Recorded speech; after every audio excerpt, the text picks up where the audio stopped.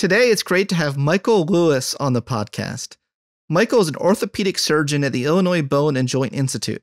He has been an orthopedic consultant to the Chicago White Sox baseball team and Chicago Wolves hockey team and the Chicago Bulls basketball team, with whom he earned 2 championship rings. Dr. Lewis has treated numerous world-class athletes from several continents, including all-star professional basketball and baseball players and Olympic medal winners. He's the author of several books, including a memoir entitled The Ball's in Your Court, where he shares life lessons from Michael Jordan, Phil Jackson, and none other than Abraham Maslow. Michael, thank you so much for chatting with me today. Thank you, Scott. Thank you for inviting me. Where does one even begin with someone like you? I will say this. I've long said, people said, well, who's your 2 dream dinner guests? You know, if you could pick anyone in the world, you know, the people have that thought experiment. I say Michael Jordan and Abraham Maslow. And you're actually someone whose existence intertwined with both of their existences. It's unfathomable to me. It's almost like a dream come true, that someone could actually do that. And you're no slouch yourself. I mean, you're an awesome dude as well, you know. So this conversation today is not just, you know, me talking to someone who knew these two. It's talking to a really cool human being who's done really cool, amazing things in their own lifetime, who happen to intersect with these 2 other people as well as lots of other people. So yeah, again, how do I even start with someone like you? Well, that's a very generous introduction, Scott. I will say that just imagine, as you're suggesting, imagine how fortunate it has been to spend quality time behind the scenes with Michael Jordan, Phil Jackson, Abraham Maslow, and other inspiring teachers, and how exciting it would be to learn from them what it takes to be world class, what it takes to be the best version of Scott Barry Kaufman or Michael Lewis, what it takes to be successful. So the book that I've written, The Ball's in Your Court, a doctor shares life lessons from Michael Jordan, Phil Jackson, Abraham Maslow, and other inspiring teachers, attempts to share those life lessons. And the really good news is, works for all of us. That's the beauty of my time with them and my experience with them. Well, before we jump into all that, I'd like to start with your childhood a little bit. You know, how does someone growing up deep in the heart of Houston, Texas in the 50s, like how did those experiences shape who you became? Well, Houston, Texas, when I was growing up, we felt very proud of ourselves. We were the 14th largest city in the country, and we had a population of 600,000. Houston now is the 4th largest city in the country with a population of 6 million. But at the time, it was the Wild West, and it was the late 1950s. And if you were a white male and you worked hard, there was a good chance that you were going to be successful. And Houston at that time was it was really a sense of the new frontier, and there was a sense of unlimited opportunities. And when you look at all of the remarkable people who came out of Texas from that time, you knew there's this sense of unlimited opportunity. Whatever your political affiliation, there was LBJ, there were both George Bush presidents, even Eisenhower was born in Texas. And equally important, there was Willie Nelson, Johnny Mathis, and Ben Hogan, the golfer, and Jimmy DeMeritt. So Texas at that time really was an exciting place, very provincial, but an exciting place to grow up. And when you entered, was it Brandeis as an undergraduate? Is that right? Correct.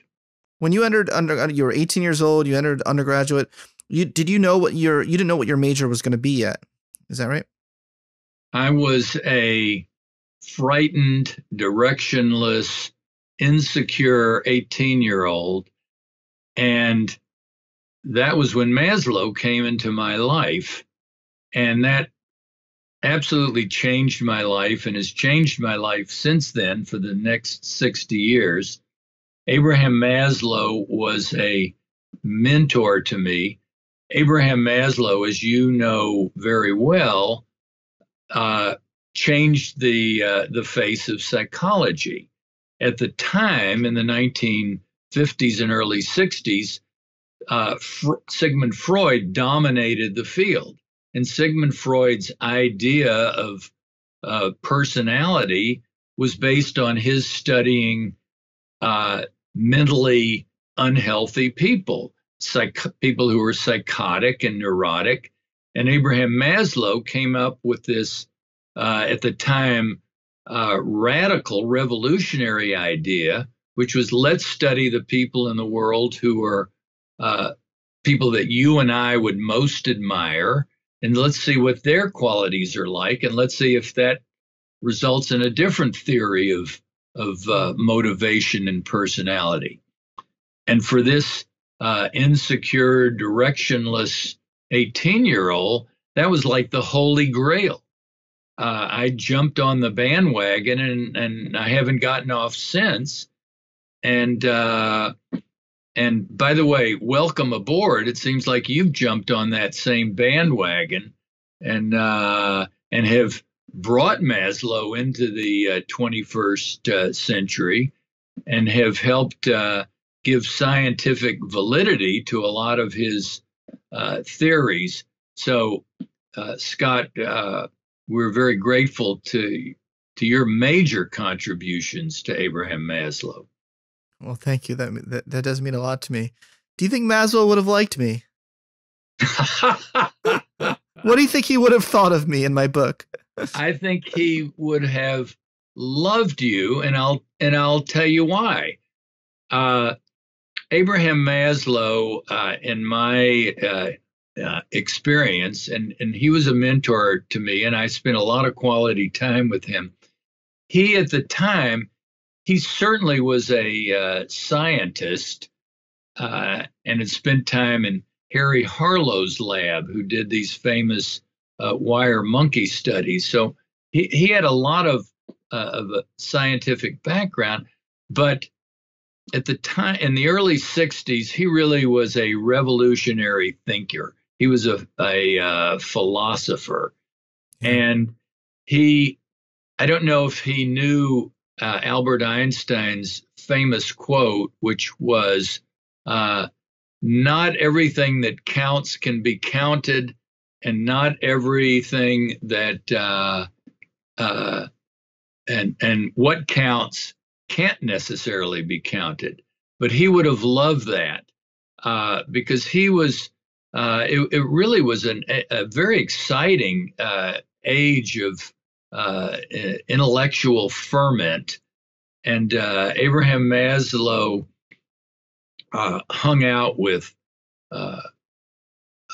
Carlo May, with Gordon Allport, with so many of the great thinkers in psychology at the time, and but he was so interested in getting his theories out there that he would have been thrilled to know that you would have come along and added scientific validity to his theories.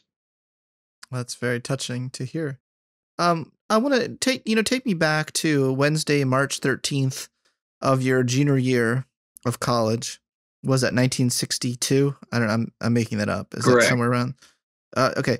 So you're in Maslow's cramped office, piled with books and papers on every surface.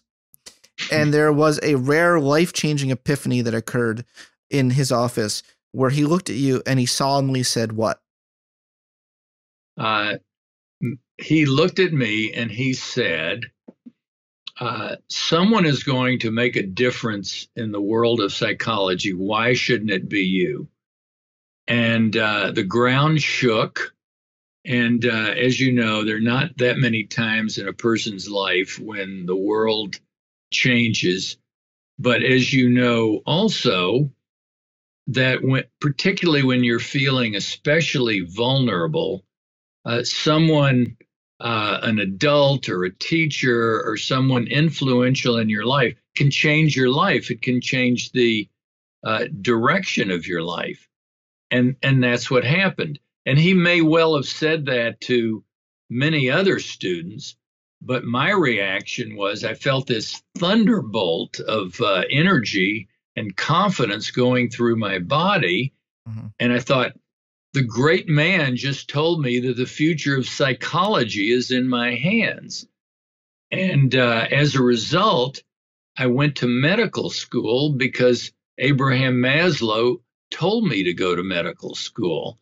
Because at the time, psychology was in its infancy, and he felt that being a psychiatrist, being a medical doctor and a psychiatrist, you had a chance to make a bigger impact.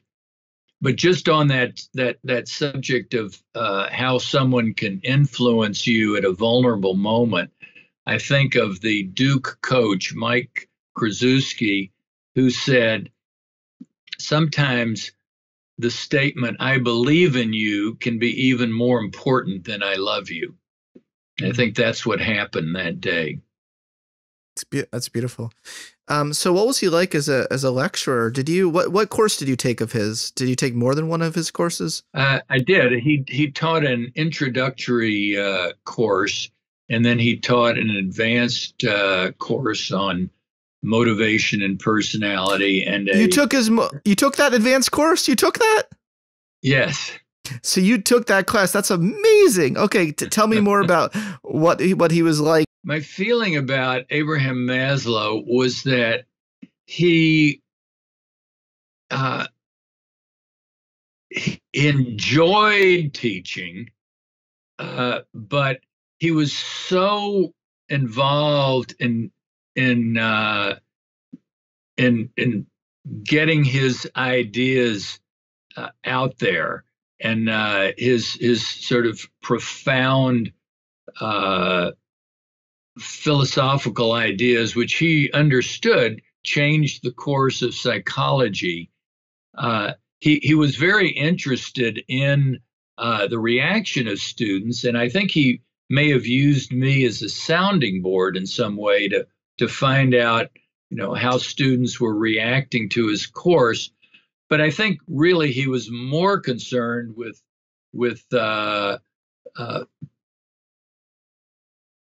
discussions with Rollo May and Gordon Allport and his friends David Reisman and the people that he connected with, and even Alan Watts. He was very interested in Eastern philosophy, and I'm sure that if he'd lived longer, he would have had he would have pursued those interests and incorporated those interests to a greater extent.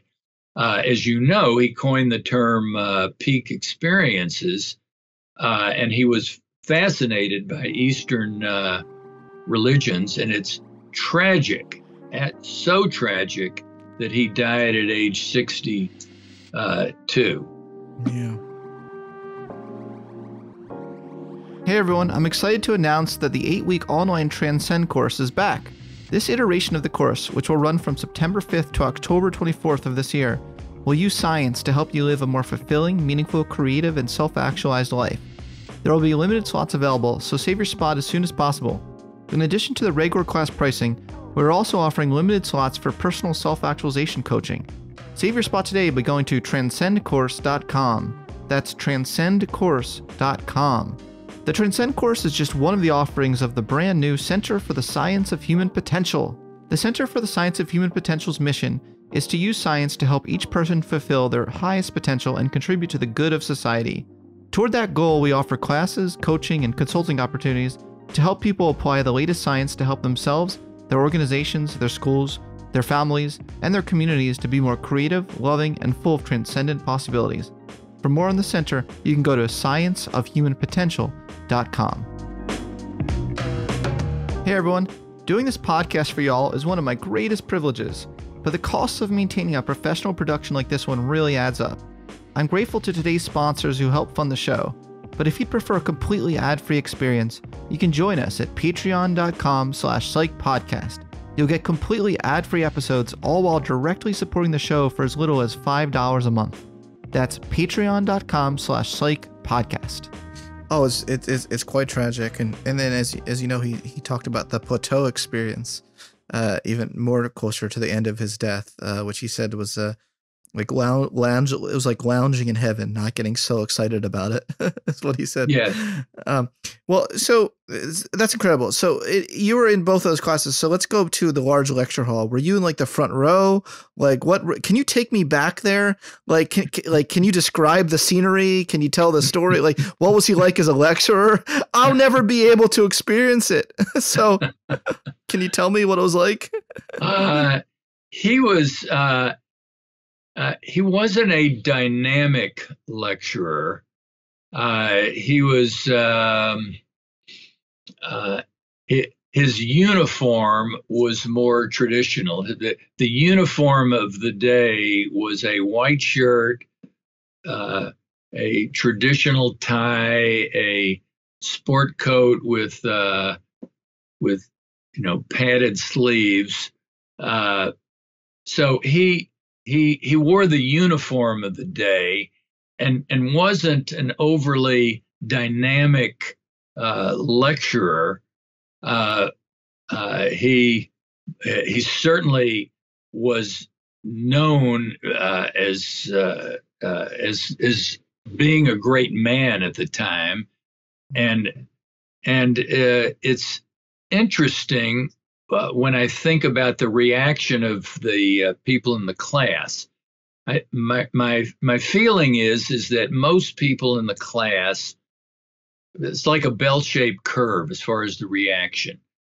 Maybe 80% of people thought this was interesting. I'm really glad I took this class. But a small percentage of people thought, this is a waste of time. This isn't what it's billed to be. There are too many fallacies in his theory. And then there was another 10%, like Michael Lewis, who thought it was the Holy Grail and felt that this was something to pursue and to give meaning to life. And 60 years later, I've continued on that bandwagon and actually wrote a book about Abraham Maslow. You wrote a book about, you mean Seeing More Colors? Correct. Boom! Right here.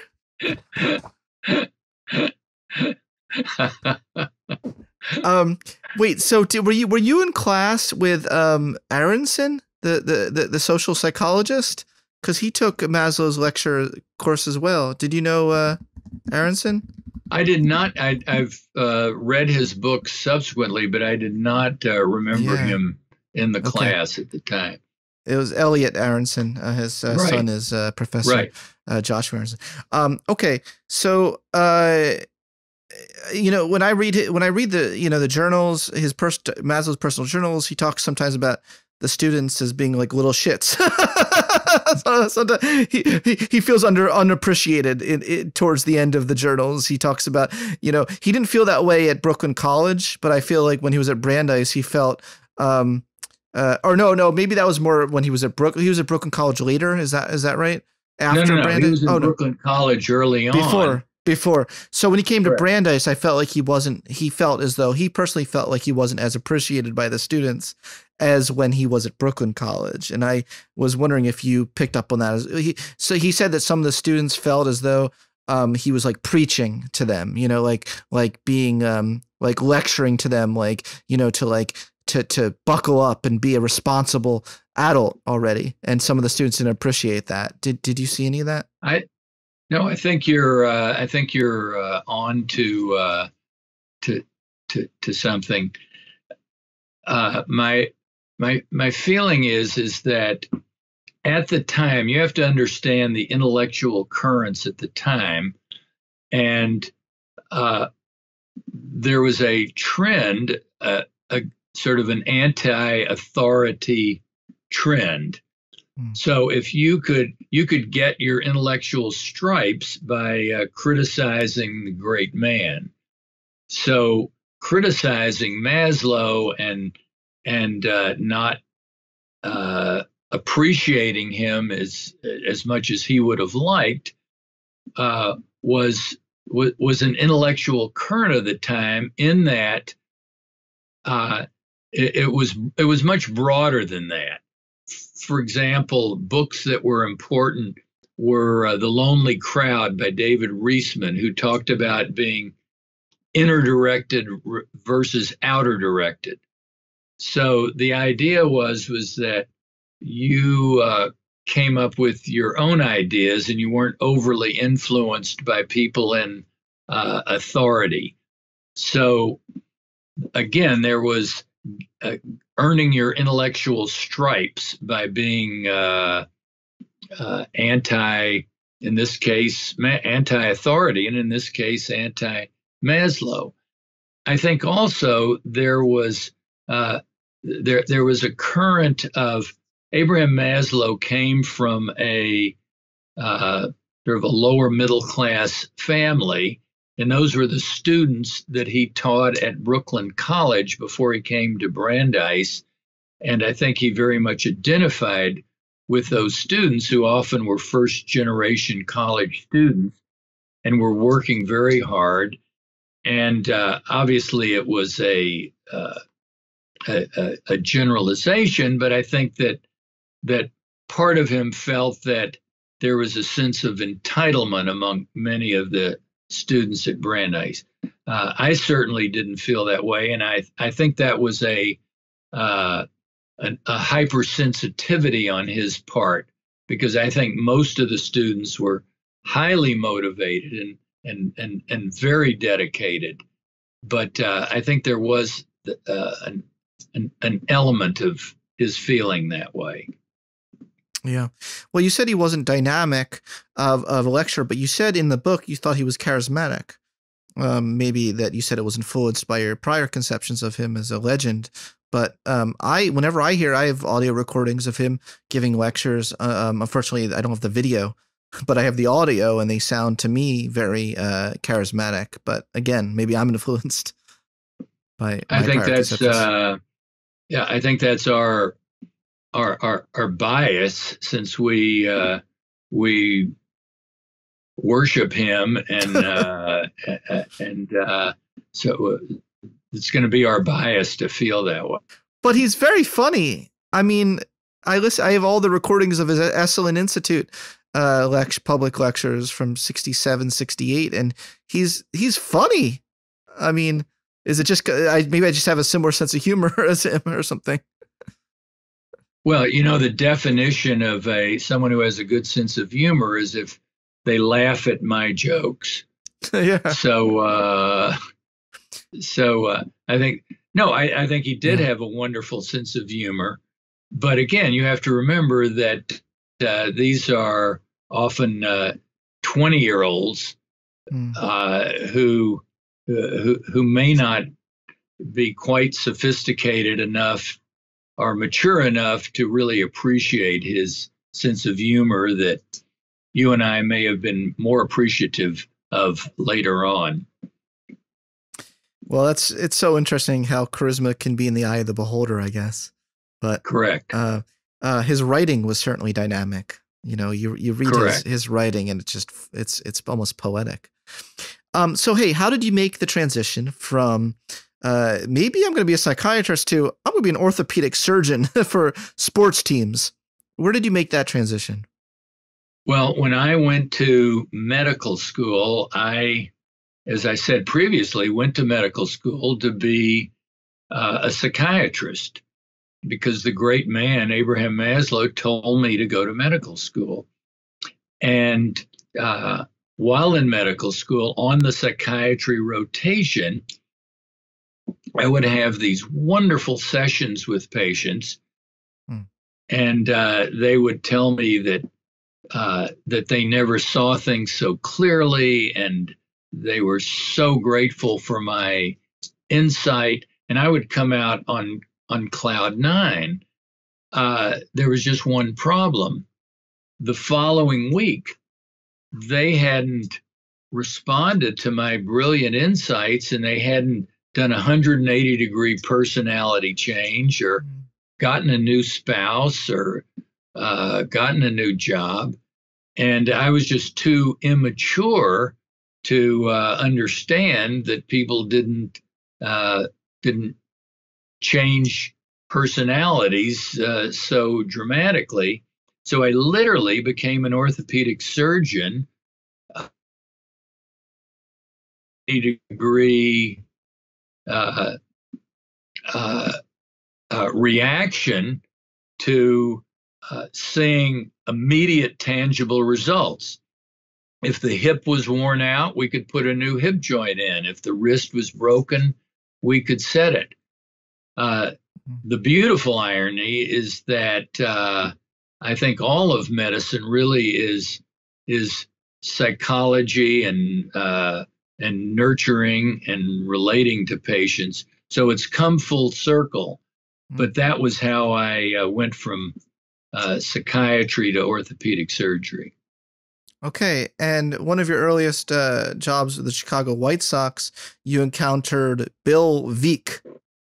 Is that right? And Bill Veeck, yes. Veeck is in wreck. Sorry. Yes. Bill Veeck. I hope he forgives me for mispronouncing his name. Tell me, you think he's an unforgettable character, is that right? Yes. Bill Veeck, I do have to tell you that when I was looking for jobs, I was in the military in England, and I went all around the country looking at different job opportunities. And I met these two doctors in Chicago, and one of them, Dr. William Meltzer, was one of the first people in the country to be performing hip replacements, and they taught at the university. And then in the interview, they told me, and by the way, we're the doctors for the Chicago White Sox. So I started trembling, hopefully not noticeable by them. And I thought, how much am I going to have to pay these gentlemen to have the opportunity to be the Chicago White Sox doctor? Because it was such an extraordinary opportunity for someone just joining a practice. But Bill Veeck was a fascinating character. He had a wooden leg, and he cut a hole in his wooden leg. And the first time I saw him put a cigarette out in the hole that he'd cut out in his wooden leg and used as an ashtray, my eyes almost popped out of my head. He also was one of the most creative people on earth. He once showed me a huge file of index cards with thousands of ideas on them.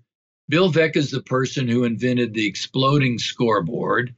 He invented taking a bow after hitting a home run. He put the names of players on the back of uniforms. He had in Chicago Harry Carey singing "Take Me Out to the Ball Game" in the 7th inning stretch. His idea was it's more exciting to give one fan 1,000 cans of beer rather than 1,000 fans 1 can of beer. He was just an incredibly creative person. but he also, to me, defined the true definition of sophistication, which is he was so comfortable with himself that he made everyone around him more comfortable. So, for example, he'd had many, as I said, he had an amputated leg. He'd had many surgeries. He was a medic during the Korean War. So he knew how to talk to doctors in their lingo. He had written books, so he knew how to talk to the media people in their lingo. You would hear him talk about Faulkner and Hemingway as well as baseball players, and he knew how to talk to the average fan in their lingo. He also had a wonderful sense of humor. He had been the owner of the St. Louis Browns in the late 30s when they had the lowest attendance in the league. And one story that he told me was that someone called the stadium and asked about the Saturday matinee and asked about what time the game was. And Bill Veeck happened to answer the phone, even though he was the owner of the team. And he said, how many are in your party? So the person said, 6 people. So Bill Veeck said, what time would be convenient for you to start the game? So he had a wonderful sense of humor. He was a real character. And there is a book called Veeck is in Wreck, which I would highly recommend. Very cool. And so you knew him personally? Oh, yes. I spent several years with him. And what I didn't do at the time was keep a diary so that when I did have the opportunity to be the doctor for the Chicago Bulls, I kept a diary, which was a very good decision in retrospect. I'm glad you did. I'm glad you did. I'd like to take a moment to talk about our sponsor, BetterHelp. Is there something interfering with your happiness or preventing you from achieving your goals? For quite a lot of us right now during this coronavirus pandemic, we are struggling with our most fundamental basic needs, such as our needs for security, connection, and opportunities to master our work. I think all of us could use some therapy right now. I know I sure could, which is why I've really been enjoying working with a professional therapist at BetterHelp so I can realize the best version of myself even under the current circumstances. BetterHelp will assess your needs and match you with your own licensed professional therapist, and you can start communicating with your therapist in just under 48 hours. Note that it's not a crisis line and it's not self-help. It is professional counseling done securely online. There is a broad range of expertise available, which may not be locally available in many areas. In fact, the service is available for clients worldwide. What I really like about BetterHelp is that you can log into your account anytime and send a message to your counselor. You'll get timely and thoughtful responses, plus you can schedule weekly video or phone sessions so you won't ever have to sit in an uncomfortable waiting room as you often have to do with traditional therapy. BetterHelp is really committed to facilitating great therapeutic matches, so they make it easy and free to change counselors if needed. It's more affordable than traditional offline counseling, and financial aid is available. BetterHelp wants you to start living a happier life today. Visit their website and read their testimonials that are posted daily. Here's a recent one. Camilla helped me turn my life around. Everything has been so positive for me since our first session. Deep gratitude. I'm pleased to announce a special offer for listeners of the Psychology Podcast. You can get 10% off your first month of professional counseling by going to betterhelp.com/psychpodcast. That's betterhelp.com/psychpodcast. Join the over 1 million people who have taken charge of their mental health with the help of an experienced professional. Okay, now back to the show. So how did you get the job with the Chicago Bulls? Was that home slice? What's his name? Krause, Jerry Krause over there. Was it thanks to him? You know, Jerry Krause was had been a doctor in our practice, and he knew our reputation, and he wanted to make a change in the medical staff, and he picked our group, and I know you've had experiences in your life, for example, when you were accepted to the PhD program in Yale, where you get a phone call and it's one of the exciting moments of your life. Yeah. So getting a phone call from Jerry Krause saying, you're the doctor for the championship Bulls was one of those extraordinary moments. I just gotta chill for you. That's incredible. Is this 1996? When is this, 97? It was actually on my birthday, and it was 1996. So you were there for The Last Dance. Correct. What did you think of the documentary The Last Dance, by the way? I mean, are you in it? Are you in any of the images? If you blink, you'll see me very quickly. Yeah, if you pause the screen at some moments, because you had the front court seat to the whole Last Dance. How many people can? Hold on. Let's just step back a second. That's an understated correct. I'm gonna repeat this. You had front court play. You were on the players' bench during the Last Dance of the Chicago Bulls. Well, I just have to tell you one story about that to give you an idea. One reaction is that it was such a wonderful nostalgia trip. Michael Jordan, here we had in our midst the greatest athlete on the planet. And as you know, Abraham Maslow invented the concept of peak experiences, that he coined that phrase. And Michael Jordan was a continual peak experience creator for all of us. But when you're talking about the impact, it wasn't just Chicago, it wasn't just the United States, it was all over the world. And people all over the world saw me on the bench. But the story that just was most remarkable to me was a patient of mine who was in the Peace Corps in Mauritania, which is in the Sahara Desert, called me to tell me that he saw me on Moroccan television, which was in French. So that's an example of how extraordinarily widespread the Michael Jordan's impact was in the world. But I did have another reaction. It was as a wonderful nostalgia trip, but I thought they did a disservice to Jerry Krause, the general manager. Jerry Krause unfortunately died a few years ago and wasn't around to defend himself. And admittedly, he wasn't a people person. He was a PR disaster. But in his own way, he was a genius. It's important to remember that Jerry Krause, the general manager, brought in Phil Jackson when no one else was interested in Phil Jackson. He discovered Scottie Pippen.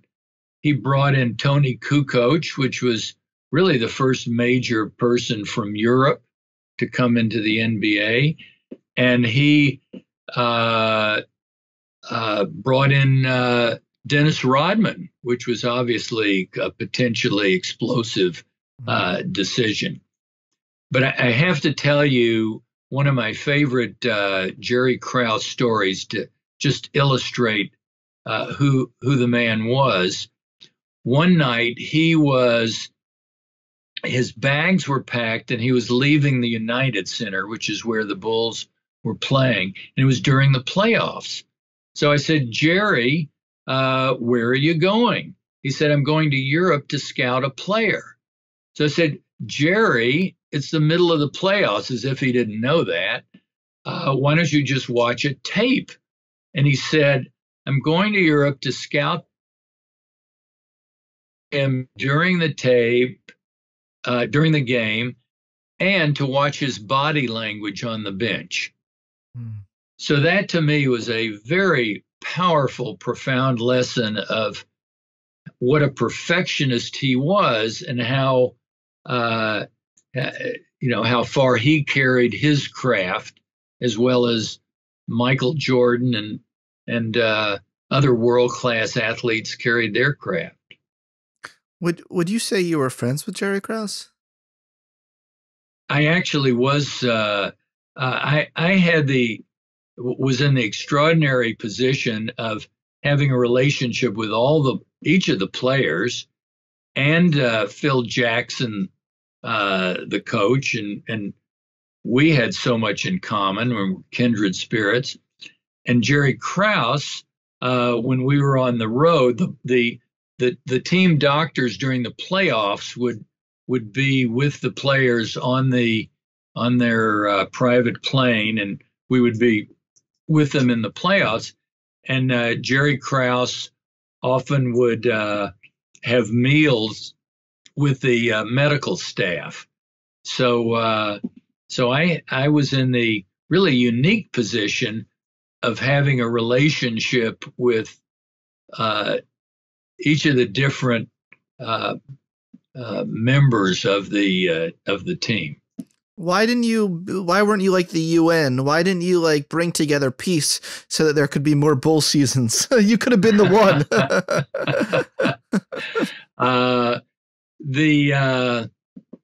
Well, as I said before, Jerry Krause was the one who hired Phil Jackson.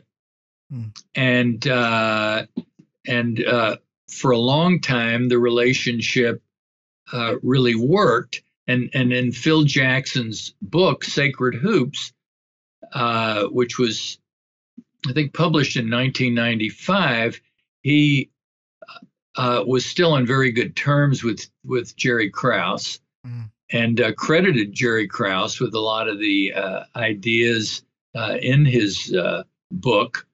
But this may shock you to know, Scott, but sometimes egos get in the way. And I think that's what eventually happened. And the relationship deteriorated. And it was beyond my ability to repair it. I mean, you said in the book that in one conversation you had with Phil Jackson, he admitted, maybe I've been a little bit too hard on Jerry Krause. He said that to you. Is that right? Yes. That's huge. Well, Phil Jackson, one thing that Phil Jackson did was Phil Jackson was a master manipulator of each individual on the team, and he had a very high EQ, a very high emotional quotient, and knew just what buttons to push for each player. And he also knew which buttons to push for the team as a whole. And I can tell you that traveling with the Bulls must have been similar to traveling with the Beatles. There were so many distractions. Wherever we went, there were thousands of people. So his ability to keep the team focused was extraordinary. And one of the techniques that he used was the Rudyard Kipling wolf pack idea. The strength of the wolf is the pack, and the strength of the pack is the wolf. And it was very much us against the world. And so he acknowledged that part of that was us against Jerry Krause, and that he did acknowledge to me privately that probably went too far. So tell me about Game 6, NBA Finals, June 1997. Well, that was that was my first year as an orthopedic surgeon. And so I was first of all, I was the orthopedic surgeon. I was a fan. I had season tickets before we were the doctors for the team, and I had written books. So I had the mentality of a writer. So I got there 2 hours early just to soak up the atmosphere. And I sat in the upper bleachers, and there, believe it or not, there was a fan on the row near me who was practicing his heckling 2 hours before the game. He was saying, "Go back to Utah, go back, go back." And then 2 hours before the game, the Utah Jazz were hitting 90% of their shots. So if I had placed a bet at that time, I would have bet the mortgage against the Bulls because the Jazz were just unstoppable. But when they came out for their last warm-up 30 minutes before the game, they only hit 30% of their shots. And I'd asked Bill Winnington, the 7-foot center for the Bulls, about what it was like playing in the finals. And he said the pressure is just staggering. It's extraordinary. And he said the technique that he used was that when he was on the court during a game, he had to think, I'm on a playground. You can't think I'm in the NBA finals. You've got to get your mind in a more relaxed, in the flow, in the zone place. During the game, the Bulls were behind much of the game, and I was actually on the bench. And toward the end of the game, I heard Michael Jordan say to Steve Kerr, "Be ready." You heard him say it? I did. I heard him say it. Oh my gosh! You actually heard him say that? Wow! And so Michael Jordan was double teamed, and then he passed the ball to Steve Kerr, who did what every kid on the planet would hope to do: hit the winning basket in the NBA Finals. And Steve Kerr, in his wonderful self-effacing way, later on said, what Michael Jordan actually said to me was that I get too nervous in these situations. I'm going to pass the ball to you.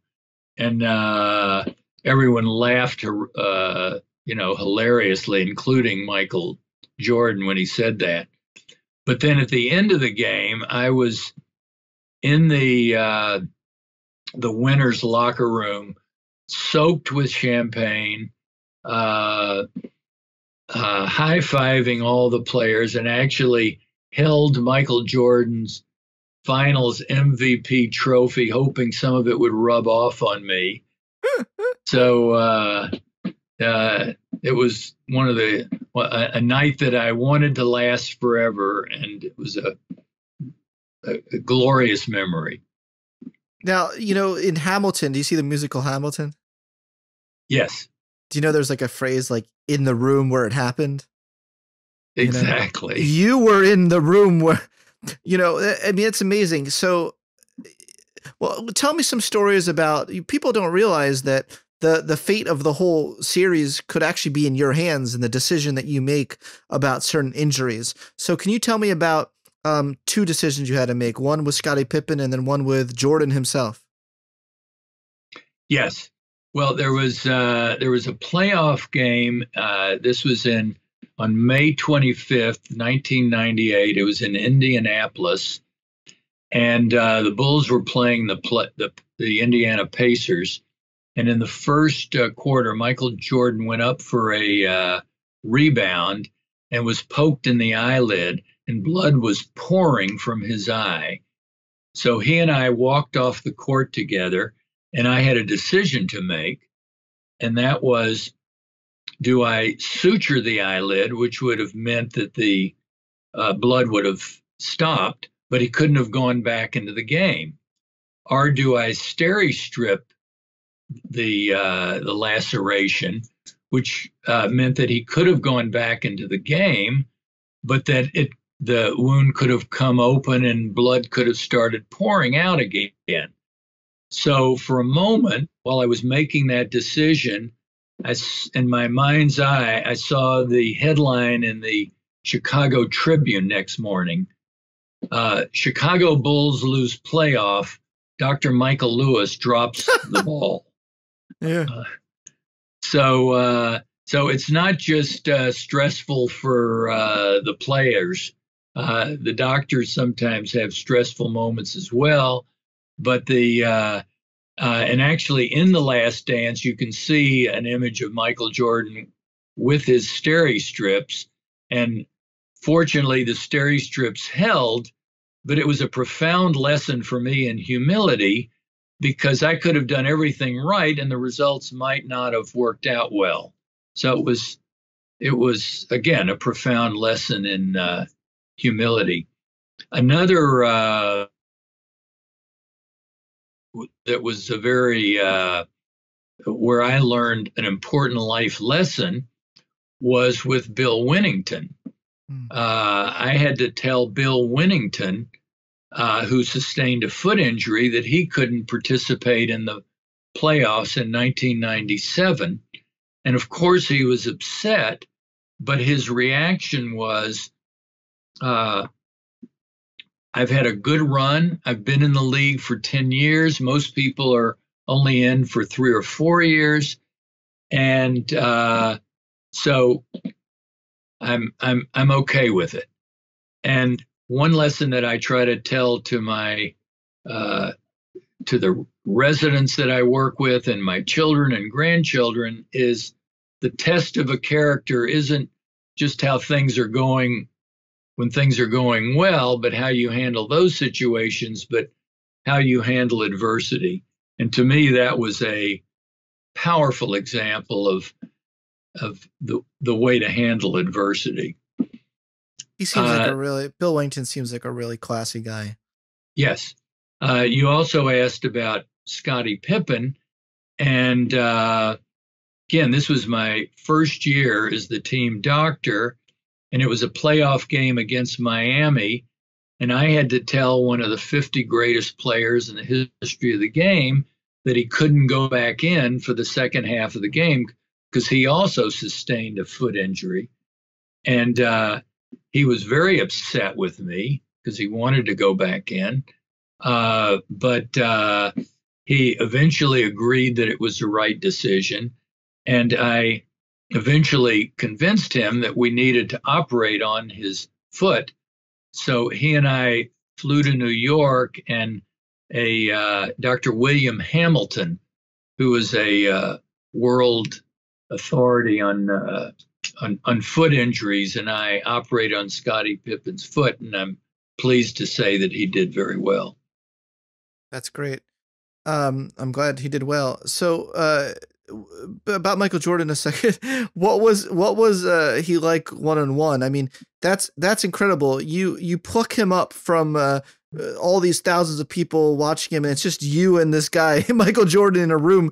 It's just you and him. You know, everyone else is waiting outside. You know, what's it like just being in that one room with him one-on-one? How would you describe the way he talked to you? You know, what was that like? Well, I have several stories about being with Michael Jordan that even though there have been so many books and articles and specials written about Michael Jordan that not everyone knows about. And one story is that 10 minutes before a game, we were playing Minnesota that night, and he had such severe pain in his neck that he couldn't move his neck in any direction. He couldn't move 1 inch in any direction. So I naively suggested, I said, Michael, why don't you not play tonight? And he looked at me like I was crazy and said, people have come from hundreds and sometimes thousands of miles away, and I'm not going to disappoint them.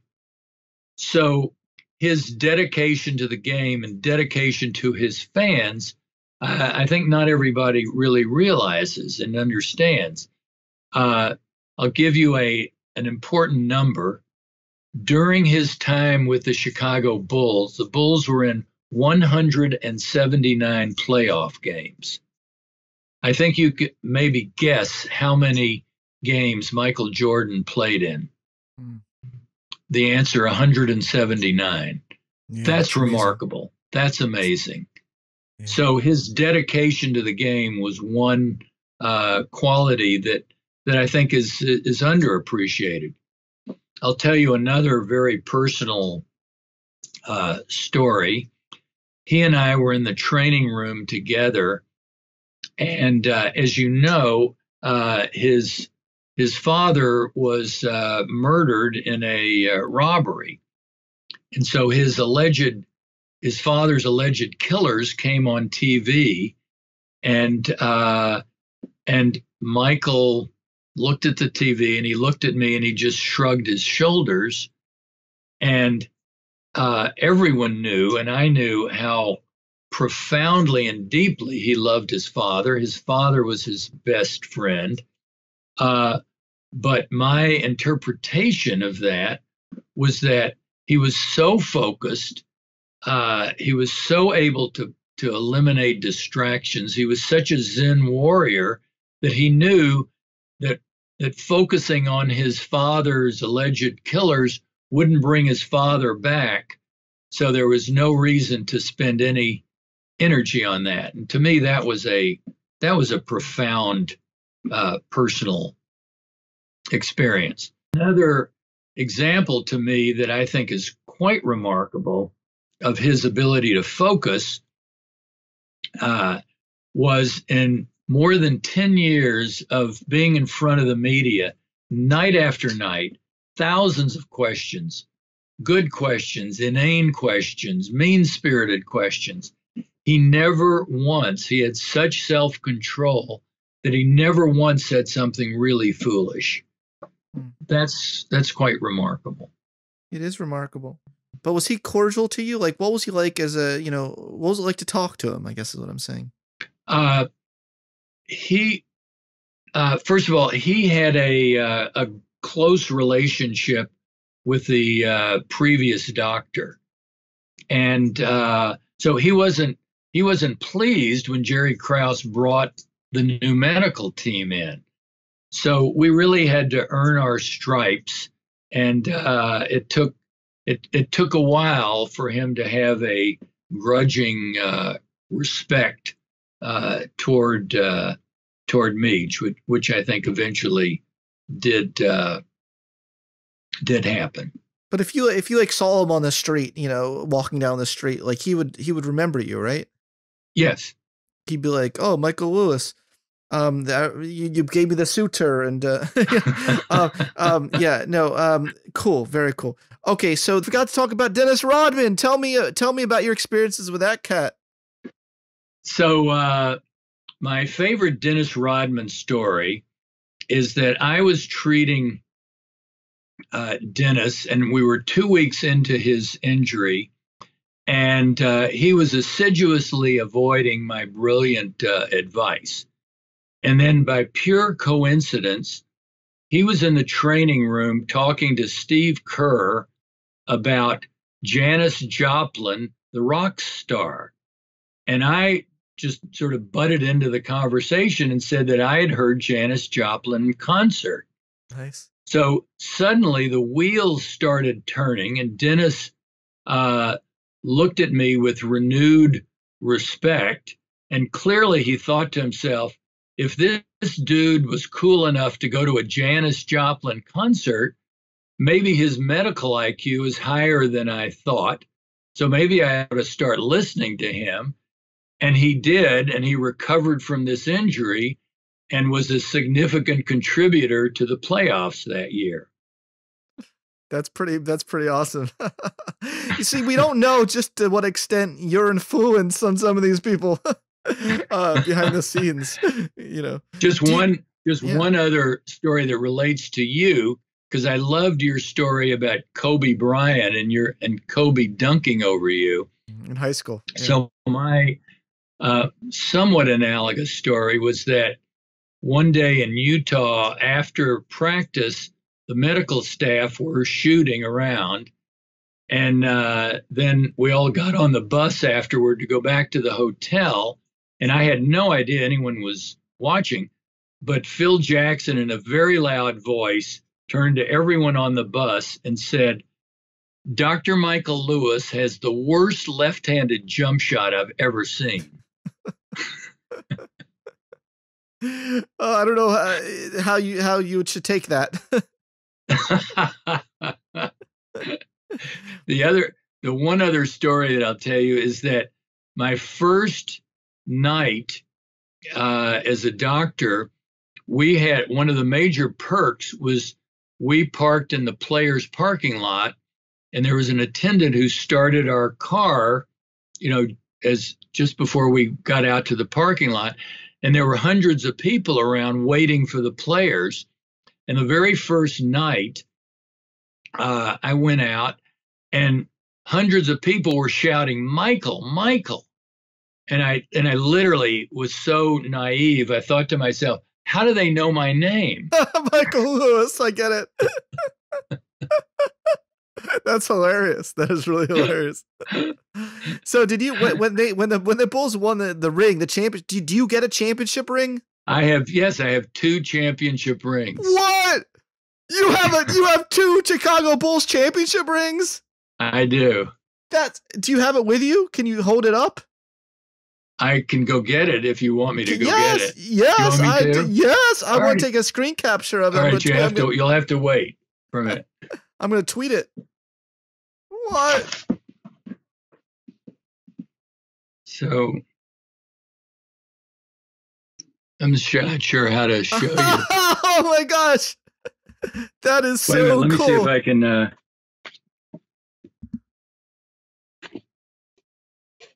let's see.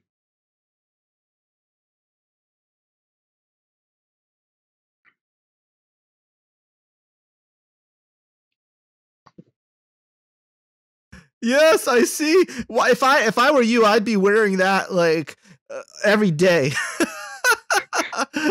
Why do you not wear that like 24/7? There's someone else in this story that I want to talk about because there's a very tragic story, which people can watch documentaries about, unsolved mystery with Brian Williams, right? But you knew Brian Williams as a human, a person, and thought maybe you can kind of bring him to life for a moment. Well, Brian Williams was a fascinating person. For those who aren't familiar with Brian Williams, he was with the team for a very short period of time in 1997. He was very different from any other professional athlete I've known. Brian Williams was brilliant. He was a philosopher. He was interested in Nietzsche. We first connected when we were on the Bulls plane on our way to Utah, when most of the players were either playing cards or listening to music on their headphones. He was reading a book called "You Must Be Kidding, Mr. Finman," which was about a physicist. Yeah. And I had read the book, and I knew about Mr. Finman. So we connected on that level. Brian Williams ran with the Bulls in Pamplona. He hitchhiked all over the world. He was traveled all over the world. He played 3 musical instruments. His father was the lead singer for the Platters, a famous group in the 1950s. And his mother, who we met at a Bulls celebration victory party after they won the 5th championship, was a very elegant woman who was an anthropologist. So he was a fascinating person. He had a pilot's license. He invited me to fly with him, and he signed a contract with the Detroit Pistons, and we talked about getting together whenever he would come to town, and I really thought that our friendship would last for many, many years. But tragically, he was on a boat with his brother, and no one really knows all of the circumstances. But it appears that he was murdered on the boat, and tragically, his life was taken when he was approximately 30 years old. That must have been very hard for you when you heard the news. It was very hard for me, but I think about his mother, who had two sons, and his so Brian was murdered, and his son apparently died of an overdose. So she had to grieve over the loss of her two sons. So that to me was just an unbearable tragedy. Oh yeah, really unbearable. So are you in touch? Who are you still in touch with from the Bulls dynasty? Like, do you ever give like Steve Kerr a call? Be like, "Yo, what's up, Steve? Like, what's going on, man?" I'm still in touch with Bill Winnington, the 7-foot center, who is now an announcer and has been an announcer for the Bulls for many years. And I'm also still in touch with Wilbur Wood, who was the all-star pitcher, knuckleball pitcher for the Chicago White Sox during the late 70s. I love it. Do you okay, well, tell me some about your own, sort of books. You have other books. You have One World, A View of Seven Continents. You have Seeing More Colors. Again, I'm going to put this up. Invitation to Joy. Tell me about your other books. Well, I have been extraordinarily fortunate that I have been able to travel.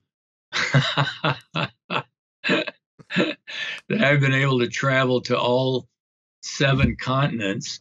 And so I have written books and published photographs from all 7 continents, and I've always loved quotations. So there's a quotation to accompany each of those photographs. And as we've discussed earlier, I am extraordinarily grateful to Abraham Maslow for giving a direction to my life. And I have been on the Abraham Maslow bandwagon for 60 years. And the book that I wrote, Sing More Colors, described the different qualities of someone on the road to self-actualization that Abraham Maslow described. Let me read one. Let me read something. The Value of Friendship. Socrates wrote about how important friendship was to him. Quote, all people have their fancies. Some desire horses and others dogs, and some are fond of gold and others of honor. But I have a passion for friends. I should greatly prefer a real friend to all the gold of Darius. And there's a picture that accompanies that. I dedicated my whole book, Transcend, to Abraham Maslow, a dear friend I never met. But I'm very happy to say that, I made a new friend today with you, and it's real. It's we actually talk to each other. So I just really want to thank you so much for appearing on the Psychology Podcast and offering us your life lessons. Are there any last final sort of words of wisdom you want to offer? Yes, thank you. I would say that if I could leave you with one or two thoughts, one would be the importance of, and this is something that Maslow felt very strongly about, the importance of being connected to a cause greater than yourself. And all of the proceeds from my books go to the Himalayan Cataract Project. This is an organization co-founded by my friend Jeff Tabin, a professor of ophthalmology at Stanford. And he goes all over the world performing cataract surgery and teaching the local physicians how to perform the surgery. And my wife and I observed him in Ghana performing this surgery. And for $25 an eye, people who've been blind for years, suddenly the next day after surgery can see perfectly. Wow. It is such a miracle. So all of the proceeds of my books go to the Himalayan Cataract Project. Another final message that I would want to leave with you is the importance in this time of COVID to maintain perspective. And any time is an occasion to rise to the occasion. And I certainly would in no way ever want to minimize, quite the opposite, the significance of COVID. But I'm blessed to have a 103-year-old mother. And when I think about her life, during her lifetime, she has survived the pandemic of 1919, where 50 million people died. She has survived World War I, World War II, the Great Depression, the Holocaust, so many major crises, and we have lived through them. We have overcome them. So I would want to end on a message of hope and a message of this is a time that can bring out the best in each of us. Love that. What a life, Michael Lewis. What a life you've had. It's not over yet, but so far, what a life. Thanks again for being on the Psychology Podcast. This is such a treat today. Thank you so much. Thank you. Thanks for listening to this episode of the Psychology Podcast. If you'd like to react in some way to something you heard, I encourage you to join in the discussion at thepsychologypodcast.com. That's thepsychologypodcast.com. Also, if you'd prefer a completely ad-free experience, you can join us at patreon.com/psychpodcast. Thanks for being such a great supporter of the show, and tune in next time for more on the mind, brain, behavior, and creativity.